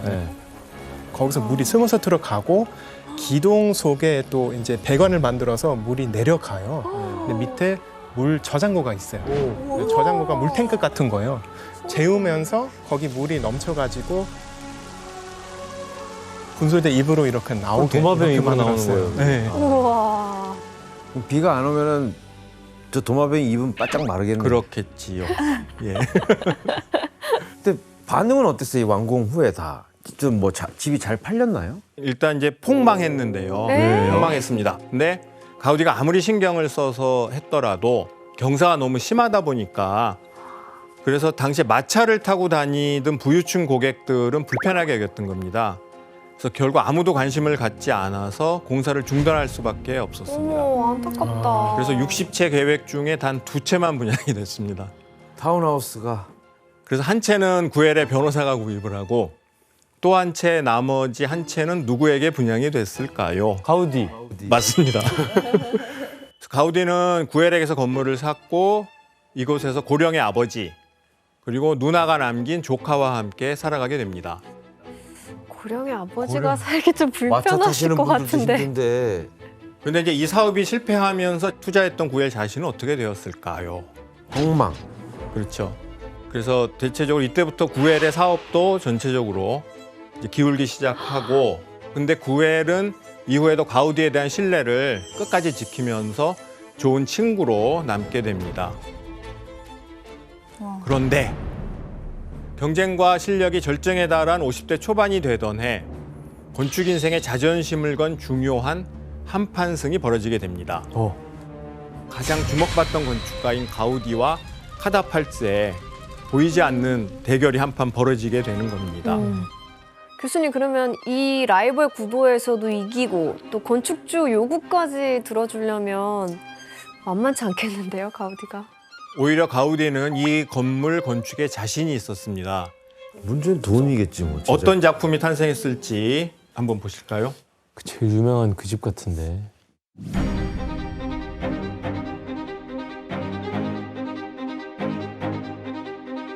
와 너무 예뻐. 물 속에 있는 집 같아. 전 이게 제일 예쁜 것 같아요. 맞아요. 진짜 멋있다. 진짜 말도 안 돼. 너무 예뻐. 맞대. 진짜 예뻐. 멍하니 보게 돼요. 너무 유니크하고. 와. 진짜 징그럽진 않아요? 약간 막 뼈 같기도 하고. 너무 예뻐. 이것도 지붕 생명체 같네요. 어떻게 저런 색감이었어? 진짜 예술 작품 같다.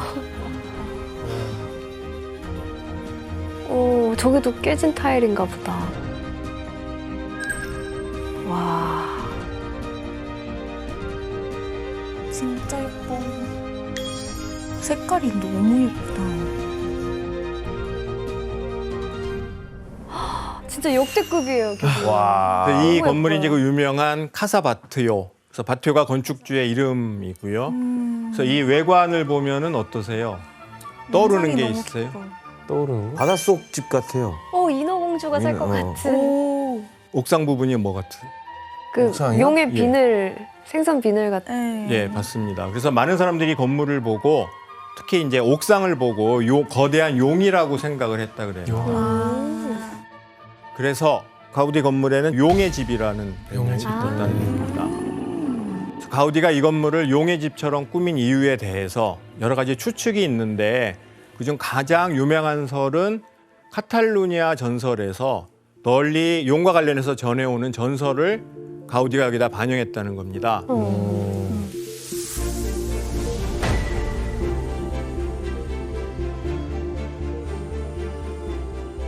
미키 씨, 가우디에게 영향을 준 그 카탈루냐 전설은 뭐예요? 이 전설에 대해서 간단히 얘기해보면 카탈루냐에 아주 성질이 더러운 용 한 마리가 살고 있었는데 그 용을 달래기 위해서 한 명씩 갖다 바쳤어야 했어요. 사람을? 네, 사람을. 어느 날은 공주의 자리가 된 거예요. 근데 갑자기 용감한 조르디라는 기사가 나타났는데 그 용을 이제 칼로 찔려 죽여서 공주를 구한 그런 전설 중에 얘기예요. 굉장히 뻔한 내용이네요. 그쵸? 네, 맞아요. 엔딩도 뻔하고. 그래서 이 전설 바탕으로 요 카사바트요를 들여다 보면은 굉장히 많은 부분이 묘하게 들어맞아요. 바로 옥상에 이제 기둥이 박혀 있는데 이게 조르디가 용을 찌른 검으로 해석이 되고요. 또 창문의 모습은 마치 해골처럼 보이는데 이건 용에 희생된 사람들을 형상화한 걸로 볼 수 있는 겁니다. 그리고 발코니에 있는 작은 기둥들 이거는 마치 용에게 잡아먹힌 사람들의 뼈를 연상해요. 너가 맞았네. 그래, 내가 뭔가 징그럽다 그랬잖아. 그래서 이런 컨셉이 건물 내부에서도 계속이 되는데요.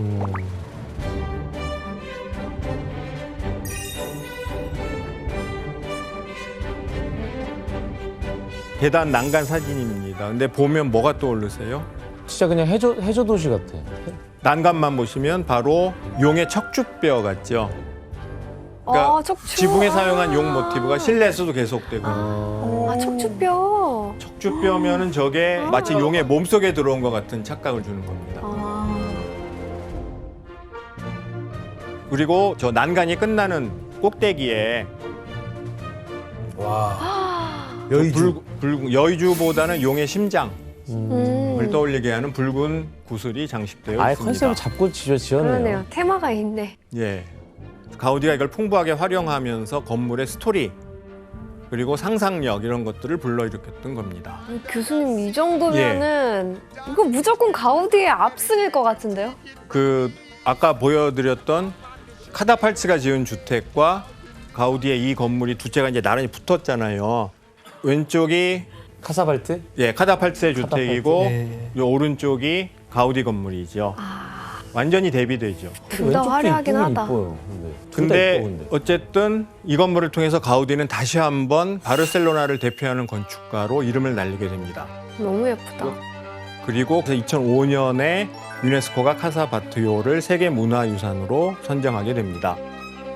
그 옆에 거는 그냥 일반 선정 안 건물이에요. 됐. 그냥 남아 있는 거죠, 계속. 이겼네. 가우디가 이겼네. 이겼다고 볼 수 있죠.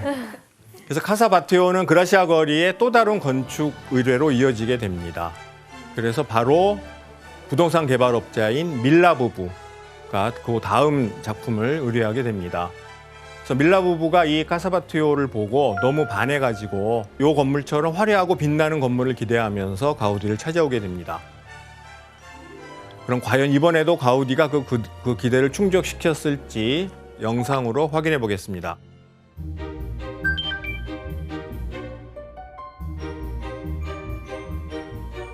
이 건물이 카사밀라, 즉 밀라의 집이라고 합니다.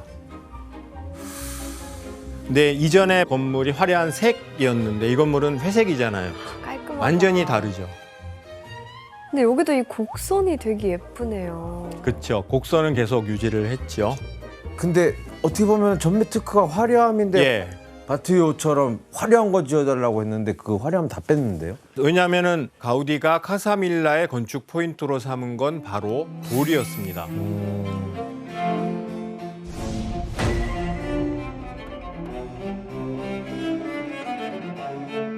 가우디는 이 즈음 자신이 평생 영감을 받았던 한 장소를 건축에 담아내고 싶어 했는데 그곳이 어디인지 사진으로 확인해 보겠습니다. 저 산을 본다나? 바르셀로나 북쪽에 있는 몬세라트라는 산입니다. 그러니까 굉장히 특이하죠. 어렸을 때 영감을 받고 산의 형상을 여기다가 옮기고 싶었던 우와. 겁니다. 근데 만약에 그냥 진짜로 평생을 산다면 너무 화려한 것보다 딱 이게 질리지 않을 것 같아. 이게 제 취향. 그래서 몬세라트 산은 여기는 이제 일부만 보여드리는 건데 6만 개의 봉우리가 있고요. 기암 괴석이 굉장히 독특한 모양을 이루고 있는 이제 거대한 바위산입니다. 가우디는 몬세라트 산을 보고 마치 이게 신이 빚어놓은 작품이라고 느꼈던 거죠. 그래서 이 모습을 보면서 신에 대한 경이로움을 느꼈고 이 산을 바르셀로나 도시 한가운데 구현하려고 했던 겁니다. 근데 이게 건물이 완전 곡선으로 된 돌산 모양인데 이런 걸 어떻게 지은 거예요? 그래서 우리가 직선 건물은 표준화가 가능하니까 짓기가 쉽죠. 그냥 미리 똑같은 재료 만들어서 붙이면 되니까. 근데 곡선은 하나하나마다 다 다르게 잘라야 되잖아요. 그렇죠. 그리고 그거를 잘 이어 붙여야 되고 마치 퍼즐 조각 맞추는 것처럼 다 다른 모양으로 해서 깎아서 맞춰야 되고 요 이제 재료가 사암인데 사암이 무거워요. 그러니까 저걸 기중기로 겨우 들어 올려서 딱 맞춰야 되니까. 그래서 돌을 정밀하게 각도까지 계산해서 끼워 넣는 게 굉장히 어려운 작업입니다. 그러니까 시간, 공사 기간, 공임, 비용 모두 급상승하게 되는 거죠. 얘기만 들어보면 미키 씨 가우디랑 같이 일하는 장인들도 되게 힘들었을 것 같아요. 네, 일단 가우디가 되게 완벽주의자의 끝판왕이었잖아요. 그래서 이 건물을 지을 때 장인한테 몇 번이나 이제 조각을 다시 해달라고 하니까 장인을 이제 울렸다는 얘기가 있어요. 야, 장인 웬만해서 안 우는데. 야. 카사밀라를 건축하는 과정은 어느 때보다 힘들었습니다. 하지만 가우디는 건축에 대한 신념과 고집으로 5년간의 노력 끝에 마침내 완공을 하게 됩니다. 밀라 부부는 가우디에게 불만이 많았습니다. 그래서 건물을 지을 때부터 온갖 말썽에 시달려야 됐거든요. 일단 그 디자인 이전에 저 카사밀라의 기둥 하나가 대지경계선 밖으로 공공부지에 세워진 겁니다. 그러니까 보행로를 침범한 거죠. 그래서 시청 담당자가 이 기둥을 빼달라고 했는데 가우디는 눈도 깜짝 안 했다고 하는 거예요.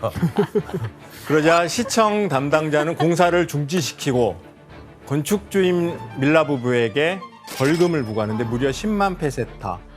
지금 우리 돈으로 하면 수억 원의 막대한 벌금을 물리기까지 했다고 합니다. 시청이랑은 쭉 사이가 안 좋네요. 계속 예 시청에서도 가우디 싫어하고 가우디도 시청 싫어하고 이후로도 이제 경고장들이 계속 날라왔는데 기둥 뽑으라고. 근데 밀라 부부는 완공 날만 기다리면서 그냥 버틴 겁니다. 그러던 중 가우디와 밀라 부부 사이에 건물 장식물을 두고 또 큰 싸움이 벌어지게 됩니다. 대체 뭐가 문제였는지 건물을 보면서 설명드리도록 하겠습니다. 우와, 멋있다 진짜. 이제 여기 옥상 제일 중앙 가운데죠. 여기에다가 장식물을 하나 세우려고 했습니다. 그래서 요 4.5m 크기의 거대한 성모 마리아 상을 올리고 싶어 했죠. 하지만 밀라 부부가 건물에 종교적인 색채가 들어가는 거를 반대했습니다. 그래서 밀라 부부가 끝까지 반대하자 가우디가 어떻게 대응했을까요? 아, 근데 좀 하지 말라는 거 하지 말아야 되는 거 아니야, 인간적으로? 들은 채도 안 합니다. 아니죠. 해요? 그거보다 더 격한 반응을 저 보였어요. 그만하겠습니다. 맞습니다. 그래서 손을 떼고 떠나버려요. 그리고 현장을 조수들에게 맡기고 손을 떼버리는 겁니다. 아 그럼 손 뗐어요 아예? 예, 이제 밀라 부부가 화가 머리끝까지 났겠죠. 그래서 설계비 잔금을 치르지 않습니다. 그리고 다시 가우디가 또 화가 나서 설계비 잔금 내놓으라고 법정 투쟁을 벌이게 됩니다. 아유 시끄러웠네. 그래서 무려 7년간이나 소송이 이어지게 되고요. 근데 가우디의 승리로 끝나게 됩니다. 왜냐하면은 처음 계약서에 저 성모 마리아 상을 넣는 걸로 계약서에 썼기 때문에 그래서 어쨌든 가우디가 이긴 이겼는데 7년간 소송을 하면서 완전히 지치고 맙니다. 가우디가. 스트레스가 엄청 났겠네요. 그래서 이때부터 가우디는 이제 더 이상 개인 주택은 짓지 않겠다라고 결심을 하게 됩니다. 개인 주택이 제일 힘들어요. 요구 사항이 많기 때문에. 그럼 시청 안 짓고 시청에서 요구하는 거 안 짓고 개인 주택 안 지으면은 이제 뭘 줘야 되나? 그러니까요. 아니 도마뱀 좀 보수 작업해야죠. 공원이랑 또, 예, 이 시기 가우디를 덮친 고난은 이것뿐만이 아니었습니다. 카사미라를 건축하는 동안 가우디는 엄청난 시련을 겪게 되는데 93세 아버지가 노안으로 돌아가시게 된 거죠. 이 시기 설상가상 가우디마저 불치병에 걸리게 됩니다. 가우디가 앓았던 병은 브루셀라 병이라는 겁니다. 그래서 그 증상이 현기증, 염증, 오한, 관절염 이런 것들이 동시다발적으로 나타나게 되는 거죠. 안타까운데. 그래서 이 병 때문에 가우디는 유서까지 쓸 정도로 위독한 상황에 처하게 되고 병원도 실려가고 그랬던 겁니다. 그런데 이렇게 고통스러운 가운데 가우디를 더욱 절망으로 밀어넣는 마지막 비극이 닥칩니다. 바로 죽은 누나가 남긴 조카와 함께 살고 있었는데 조카가 36살의 젊은 나이에 또 병으로 죽은 겁니다. 네? 아이고. 거기다가 이제 마지막으로 구엘마저 사망을 합니다. 1918년. 사랑하는 사람이 다 갔어요. 다 갔어요. 그래서 이때 슬픔에 잠긴 가우디가 남긴 말이 있습니다. 규현 씨가 한번 읽어주시겠습니까? 나의 가장 가까운 친구들은 모두 죽었다. 나에게는 가족도, 건축주도, 재산도 아무것도 남은 게 없다. 상상도 못하겠어요. 내가 사랑하는 사람들이 다 없어지고 나만 남으면 너무 살기 싫을 것 같아. 외롭고 예. 쓸쓸하고. 가우디는 이제 세상에서 완전히 혼자가 되고 말았습니다. 병과 슬픔으로 지칠 대로 지친 가우디는 거지 같은 몰골로 돌아다니기 시작했습니다. 몸은 뼈가 앙상했고 날이 갈수록 외모는 눈에 띄게 수척해 갔습니다. 그냥 다 내려놨구나.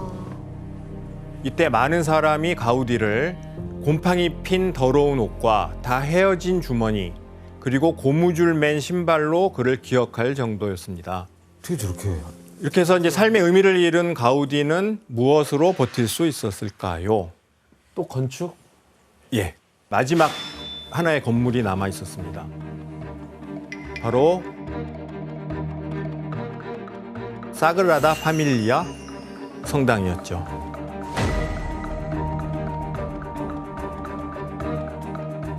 가우디는 신에게 기도를 하듯이 간절하게 성당 건축에 매달렸습니다. 그리고 자신의 모든 건축 기술을 쏟아부어서 최고의 걸작을 만들기로 합니다. 아, 이건 진짜 최고야.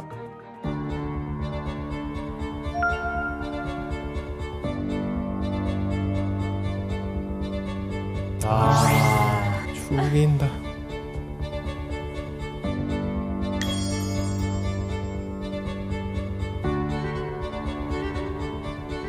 성당 내부가 마치 아름다운 숲속을 보는 것 같죠.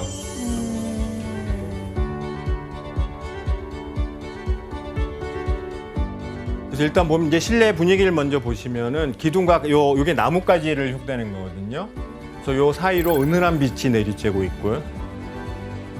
아, 저는 바르셀로나에 제가 3박 있었는데 매일 보러 갔어요. 진짜. 너무 좋았어가지고. 전 처음 보러 갔을 때 약간 연예인 보는 느낌이었어요. 그래서 이 성당은 1882년부터 그러니까 상당히 처음 짓기 시작한 굉장히 이른 시기죠. 지금까지 무려 141년째 지어지고 있는데 근대부터 현대까지 이렇게 오랫동안 지어지고 있는 성당은 사그라다 파밀리아 성당이 유일합니다. 아직도 완공이 안 된 거예요? 그렇죠. 저 사그라다 파밀리아가 완공되면은 2000년 동안 이어온 유럽의 성당 건축의 역사를 갈아치우는 기록을 하나 세우게 됩니다. 바로 가우디가 이 성당을 전 세계에서 가장 높은 성당으로 설계했기 때문입니다. 그래서 그 전까지 가장 높은 성당은 다니엘시 조국인 독일의 울름 대성당. 그래서 첨탑이 161.5m에 달합니다. 근데 사그라다 파밀리아의 중앙탑인 예수의 탑은 172.5m로 이게 만약에 완공된다면 울름 대성당보다 11m가 더 높게 되는 겁니다. 다니엘 씨, 가우디가 첨탑 높이를 이 172.5m. 예. 이것도 뭐 의미가 있는 거겠죠? 그렇죠. 내 키가 딱 저거예요. 그렇죠. 내 키가 딱 저거예요. 제가 172.5. 미터? 와, 내 키야. 이거랑 관계 없는 이거는 거잖아요. 진짜 의미가 예. 있는 네네. 거거든요. 그러니까 왜냐하면은 그 세계적으로 이렇게 높은 성당을 짓 때 이제 그 바르셀로나에 있는 그 문주익 언덕이 있거든요. 근데 그 언덕이 주변에 가장 높은 언덕인데 173m거든요. 네. 근데 가우디가 그 사람이라는 거 신이 만든 자연보다 그래도 소탈해야 작아야 된다는 된다. 개념으로 네. 그거보다 높아서는 안 된다고 생각을 했대요. 그래서 173m보다 0.5m 낮게 172.5m로 50cm. 측정해서 설계를 했다고 합니다. 와우. 우리도 좀 배울 점 많은 것 같아요. 우리가 계속 더 높게 뭐 더 과다하게 하는데 그렇진 않았어요. 예. 그래서 이제 이 성당의 건축이 시작부터 만만치가 않았습니다. 원래 이제 가우디의 스승이었던 비아르라는 건축가가 먼저 일을 시작했었어요. 그런데 갈등을 빚으면서 이 비아르가 손을 떼고 1년 만에 포기하고 그 제자였던 31살의 가우디가 대타로 이 일을 맡게 된 겁니다. 그래서 가우디가 처음 시작한 거는 31살 때였습니다. 그러니까 굉장히 일찍이었죠. 그런데 성당 건축이 지금도 뭐 지어지고 있고 하듯이 계속 미뤄졌어요. 이것 때문에 미뤄졌는데 그게 바로 무엇일까요? 돈이죠. 뭐. 그렇죠. 바로 이제 건축비가 부족했던 겁니다. 그래서 사그라다 파밀리아는 기부와 헌금으로만 지어졌습니다. 그러니까 건축주가 돈을 댄 게 아니고 그러다가 보니까 잘 돈이 모이면은 잘 짓고 안 되면은 또 그래서 자금이 수시로 계속 모자라는 거죠. 그러겠네요. 이런 상황을 짐작할 수 있는 사진이 있는데 함께 보시겠습니다. 왜? 처음 지을 때인가? 그래서 이게 성당 건축을 시작하고 무려 30년 정도 됐는데 저 정도밖에 못 올라간 거예요. 그래서 수시로 공사가 중단되고 하다 보니까 30년이 지났는데도 저 지하실하고 아랫부분만 겨우 만들어지죠. 거의 뭐 염소집이네요, 지금은. 교수님 그러면 뭐 구회 같은 후원자가 있는 것도 아니고 돈 문제를 어떻게 해결을 했나요, 가우디가?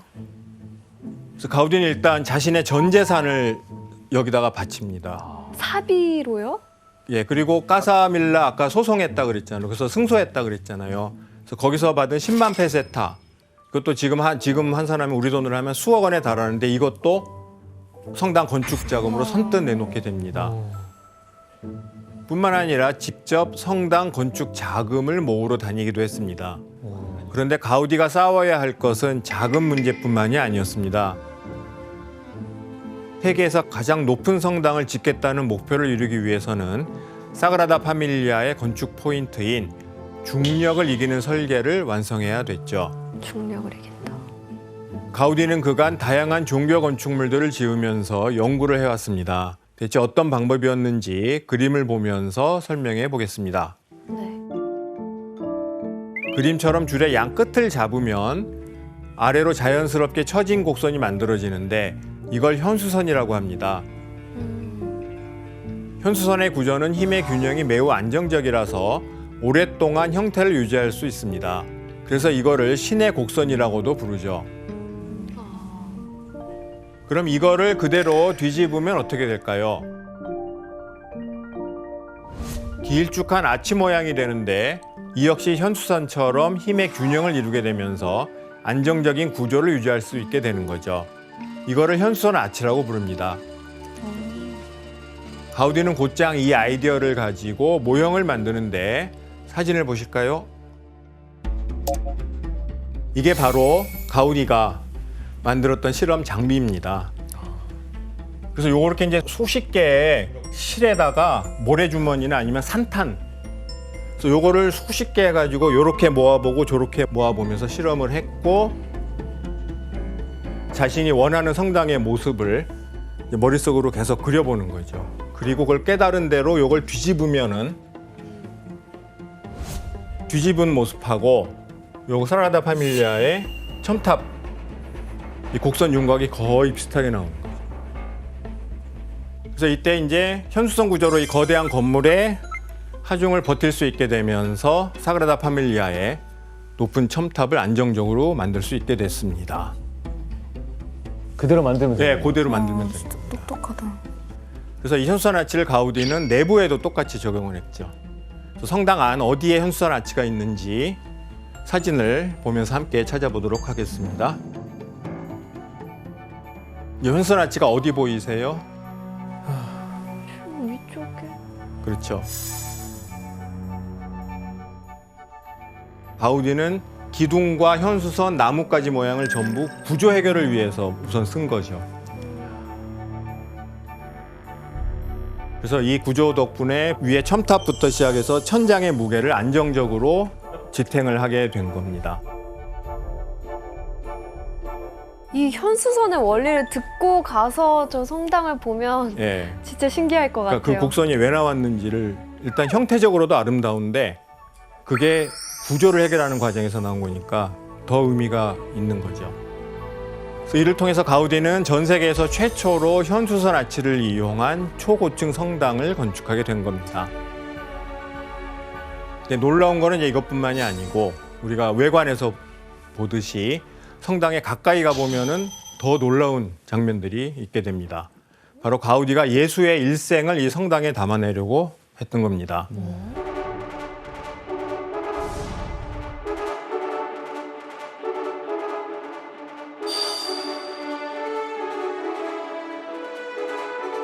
탄생의 파사드는 예수의 탄생과 유년 시절을 담고 있는데요. 가운데가 수태고지, 즉 예수의 잉태를 천사가 알려주는 장면이고요. 아기 예수가 탄생하고 동방 박사들이 경배하는 모습들이 담겨져 있습니다. 조각상 하나하나가 다 예술이다. 아, 말도 안 돼요. 야, 정말 진짜 화려하다. 낀다 죽인다. 그래서 해가 떠오르는 동쪽에는 예수의 탄생을 담은 파사드를, 서쪽에는 예수의 순환을,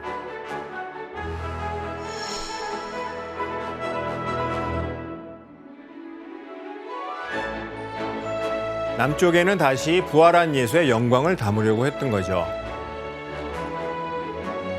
생각보다 의미가 깊네.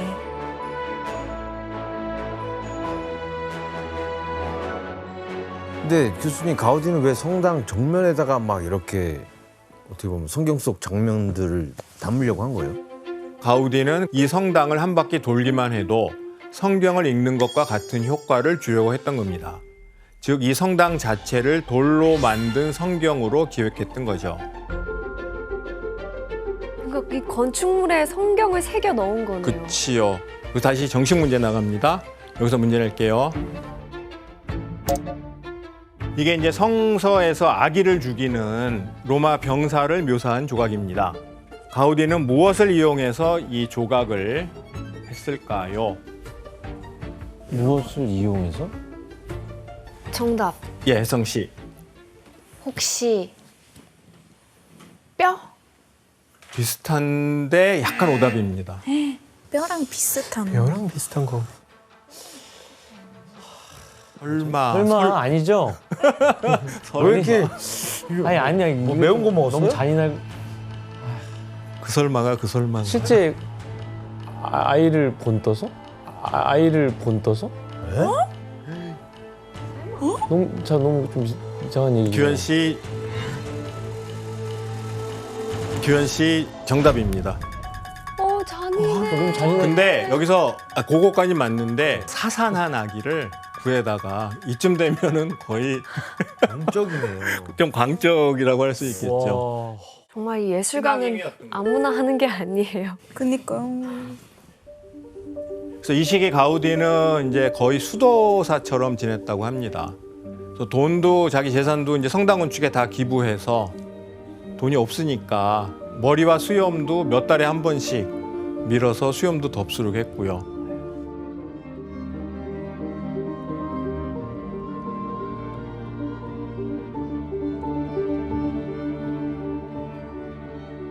근데 이제 이런 허름한 모습이 거꾸로 비극의 방아쇠가 되고 말았습니다.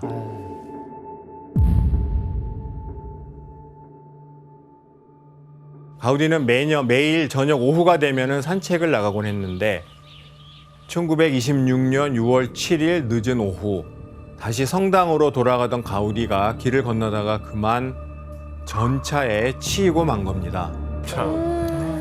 그래서 굉장히 심각한 부상을 입었습니다. 근데 당장 병원으로 옮겨야 했는데 사람들은 가우디의 허름한 차림새를 보고 불황자라고 생각을 했다는 겁니다. 그러니까 이제 가우디가 밖으로 잘 사람들한테 자신을 안 드러냈기 때문에 가우디 명성에 비해서 얼굴을 알아보는 사람이 적었던 겁니다. 그래서 외면을 하고 말았고 누군가 이제 치명상을 입은 가우디를 택시에 태우려고 했는데 택시 기사들마저 불황하라고 생각을 해서 여러 차례 승차 거부를 했습니다. 그래서 결국 어떻게 돼서 겨우 병원으로 옮겼는데 병원에서 또 불황자라고 여겨가지고 제대로 된 치료를 못 받고 한쪽 구석에 그냥 방치됐던 겁니다. 말도 안 돼. 예. 가우디는 3일 뒤 병원에서 조용한 죽음을 맞고 맙니다. 가우디는 74살의 나이에 늘 기도하던 신의 곁으로 떠나게 됩니다. 그리고 이제 그의 시신은 마지막까지 매달렸던 사그라다 파밀리아 지하에 묻히게 됩니다.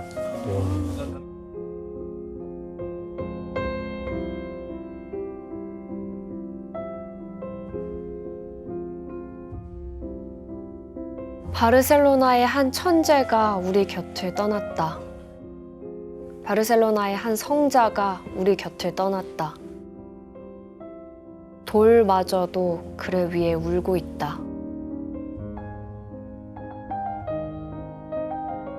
가슴 아프죠. 마음 무거워요. 야, 근데 너무 안타까워요. 근데 어쨌든 진짜. 또 다행인 거는 본인이 끝까지 죽기 전까지 매달렸던 곳에 함께 예. 있어서 참 다행이다. 그러니까 예술가로서는 또 가장 행복한 맞아요. 결말일 수도 있고. 근데 교수님 어쨌든 가우디가 뭐 이렇게 아무 준비도 안 된 상태로 갑작스럽게 이제 세상을 떠났잖아요. 근데 어떻게 이게 계속 지어지고 있는 거예요? 그래서 이제 가우디 사망 후에 이제 여러 관계자들이 모여서 어떻게 할까 회의를 하다가 가우디 뜻을 이어받아서 어쨌든 이 건축을 계속 하기로 결정을 합니다. 근데 문제는 가우디의 일하는 스타일이 이 설계 도면을 안 남기는 스타일이어서 그리고 현장에서 일일이 조율하는 방식이었거든요. 그러니까 그래서 이제 근데 성당에 모형을 만들어 놨는데 다행히 이게 스페인 내전 때 파괴돼 버립니다. 아유. 그러니까 그 당시까지 가우디가 지어놨던 건물들을 종합적으로 분석을 하면서 역으로 추리를 하면서 이랬을 것이다라고 하다 보니까 속도가 더 더딜 수밖에 없었던 겁니다. 그래서 가우디 이후로 무려 7명의 건축가가 쭉 이어가면서 2023년인 지금까지도 세대를 뛰어넘는 대공사가 이루어지고 있는 겁니다.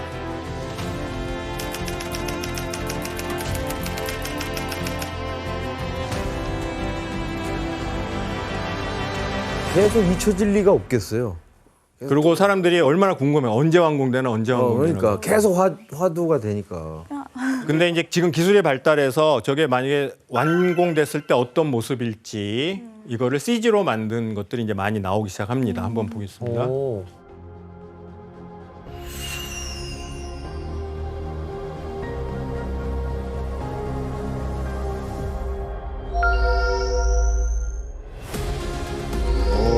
올라온다. 아. 이렇게 돼야 돼요? 저 중앙에 하얀 제일 높은 게 예수의 탑 172.5m. 아직 멀었네요. 아직 멀었죠. 대형 건설회사 부장님이 우리 저거 2년이면 끝내요. 한국 사람 가서 해야겠네요. 진짜. 지금 기둥이 몇 개야? 저거는 진짜 많이 나왔다. 그래서 여러분들은 이제 바르셀로나의 국적, 인종, 종교, 남녀노소 모두 뛰어넘어서 정말 전 세계인들이 오직 작품 하나 보려고 가우디 건축을 보러 바르셀로나에 찾아오는 이유가 뭐라고 생각하십니까? 가우디의 흔적을 그렇죠. 보고 싶어서겠죠. 우리가 가우디를 천재라고 부르는 이유는 그가 기존의 양식이나 전통에 얽매이지 않고 창조적인 건축을 향해서 나아갔기 때문이죠. 그게 가우디의 건축을 유일무이하게 만들었던 비법입니다.